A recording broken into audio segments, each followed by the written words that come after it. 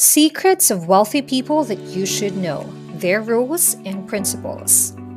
So, what enters your mind when you think about money? Do you plan on purchasing a new vehicle, shopping, food, or buying a brand new dress to wear to the party this weekend? Whether any of these objects spring to mind, that's a good sign since it indicates your grasp what money actually is, an instrument we may use to achieve the things we desire or need.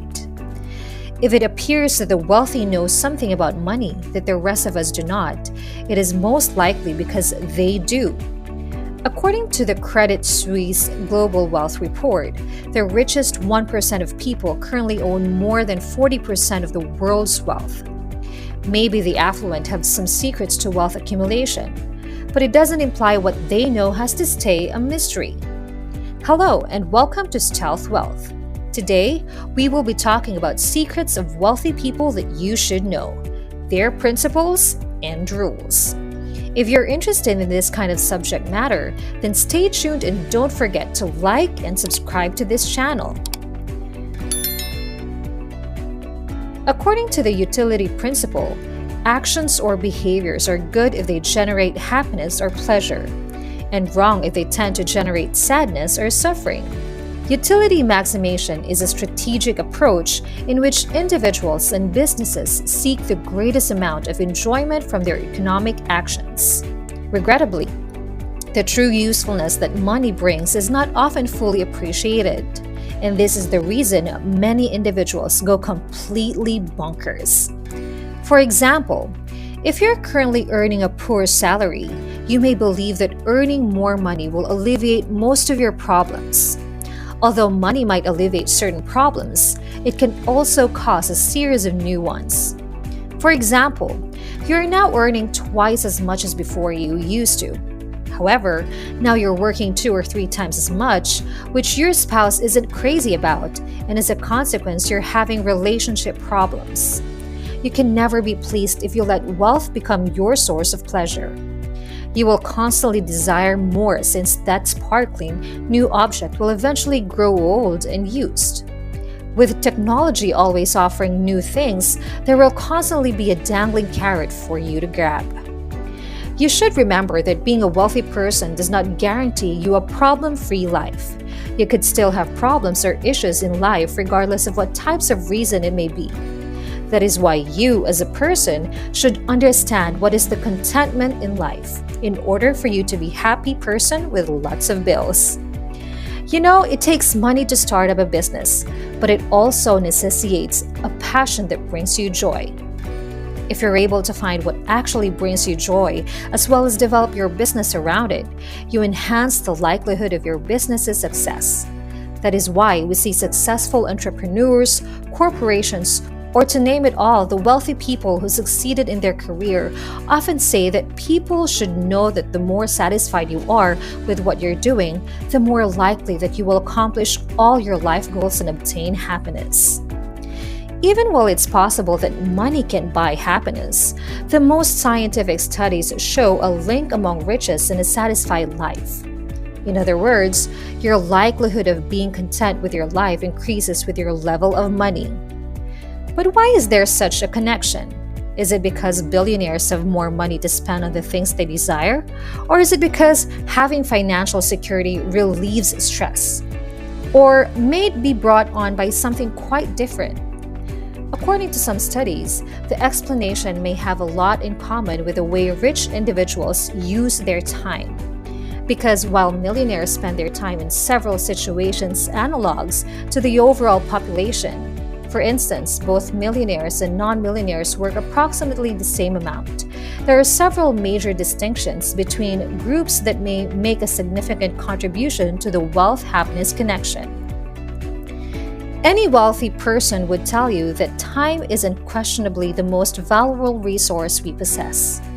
Unfortunately, most individuals fail to see the importance of time in accumulating money, and as a result, most people will spend their whole lives in financial mediocrity.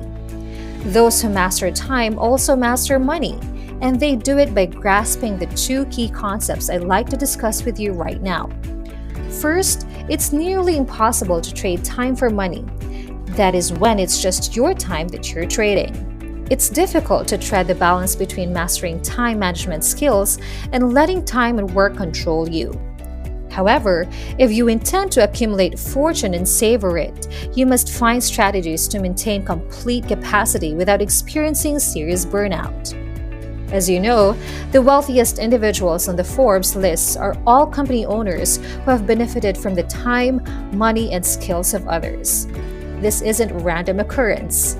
Does this indicate that you don't understand how time works? In no way. All of this is to suggest that in order to become wealthy, you must recognize the importance of time in the process of accumulating money. For instance, gaining the professional expertise necessary to advance up to the corporate ladder takes time.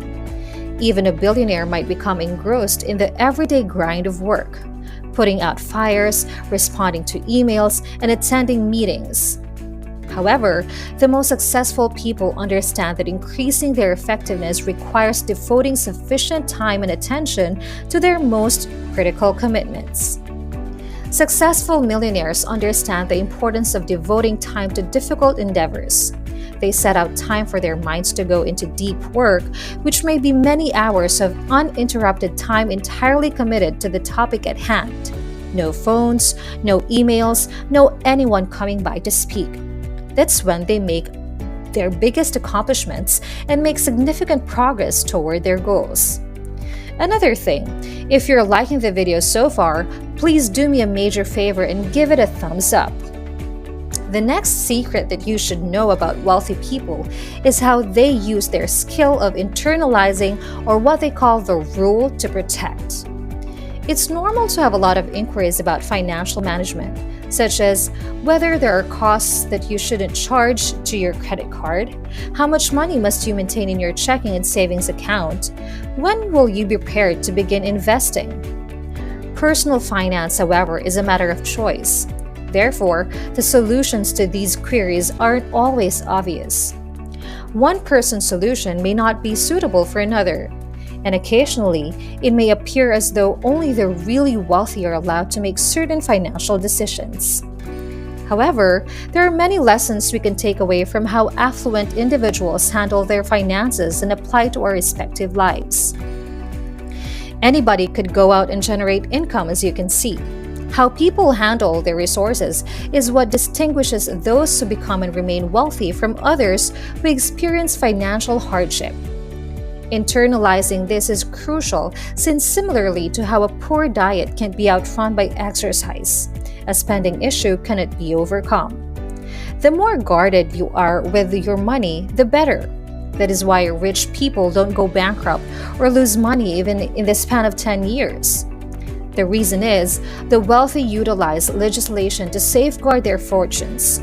They employ legal companies formed under various laws, trust laws, corporation laws, partnership rules, and tax loopholes open to anyone, not just the wealthy. Now, let's ask, what do most parents impart to their children when they are young? Is that you must save resources. As you accurately point out, saving money is not the way to financial success. The secret to riches is to own assets.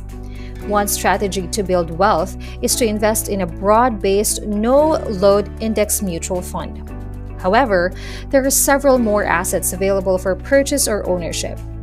One option is to open a savings account. Think liquid cash in finance lingo, to cover unexpected bills as well as to capitalize on financial opportunities. However, the most straightforward approach to generating wealth is to generate cash flow, spend less than you earn, and purchase assets. Assets are items that allow you to make money. Unless you are a taxi driver, a car does not. Think about the costs of your principal residence, taxes, insurance, utilities, and so forth. If you rent it out for greater than your expenses, it might turn into an asset. Your knowledge can be beneficial. A savings account may be a valuable asset. That mutual fund might be useful. A business may be a valuable asset. As you can see, the items and expenses that the impoverished pay for immediately drain their earnings, leaving little to none. The middle class makes matters worse by accruing debts that represent an additional ongoing monthly burden on their earnings. They acquire bad debt as a result of funding lifestyle expenses rather than investing in assets that will pay them. The wealthy reverse this trend and invest their time and money in activities that help them generate, acquire, or grow assets. Liabilities follow a different pattern than assets, while assets generate monthly cash flow. They advance so much further because of this. Remember, the route to success and wealth that people imagine is not one that can be reached by saving money. In reality, the one and only person against wealth from your savings is the bank. Banks use your money to make a significant portion of their revenue, which you might not be aware of. They collect your deposits and give you a pittance while lending the money out to others at enticing interest rates. A growing number of people have more money than they could ever reasonably spend on even the most opulent goods as the number of millionaires and billionaires in the world rises ever higher. But after a certain amount of wealth, the next $1 million won't suddenly transform their way of life. When someone reaches that goal, what motivates them to keep going for more? If you're like most people, you've undoubtedly convinced yourself that you'll be happy until you reach a specific income or net worth amount. I know I've told myself this hundreds of times, but what I've realized through time, and you may have as well, is that reaching our stated objectives never entirely satisfy us. It merely drives us to move the goalpost. So does this mean that you shouldn't create financial objectives for yourself? Absolutely not. Whatever option you decide, odds are you will not be satisfied unless you take action. That is how rich people get through with their lives. Taking actions instead of just expecting something to happen. This type of principle drives them to achieve more, learn more, and thrive for the best of their own abilities. Now, going on to the next topic. You might happen to think why wealthy people do not show off their riches. Well, the habits and abilities acquired to become wealthy do not vanish after the objective is attained. Most individuals do not believe that being wealthy is possible. It isn't showy automobiles, private aircraft, and TikTok films of people flinging Benjamins about. Being wealthy is the result of everyday frugality, wise investing, and long-term planning. Having a Louis Vuitton purse, a multi-million-dollar Bugatti, or a gleaming Rolex has traditionally been considered a sign of high status. However, such flashiness is becoming less common among the ultra-rich. They're paying more on security and privacy than ever before, trading in hilltop residences for homes and communities concealed from Google Street View. A gentle reminder that each of the material objects we purchase are in direct opposition to our objective of becoming financially wealthy. We can all agree that the more things you buy, the less money you have. But placing financial restraint into reality is much easier said than done. There's always that new vehicle or vacation appealing, and though life isn't entirely about saving and investing, the more of it you can do, the faster you'll be rich. As a result, if you're currently trying to get rich for all the things you can purchase, you might want to reconsider.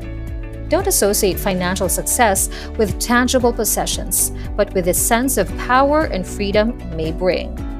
Whatever stage of your financial journey you are in, building responsible investment lifestyle habits will help you make decisions about how to spend and put your money to good use. And that's it for our video today.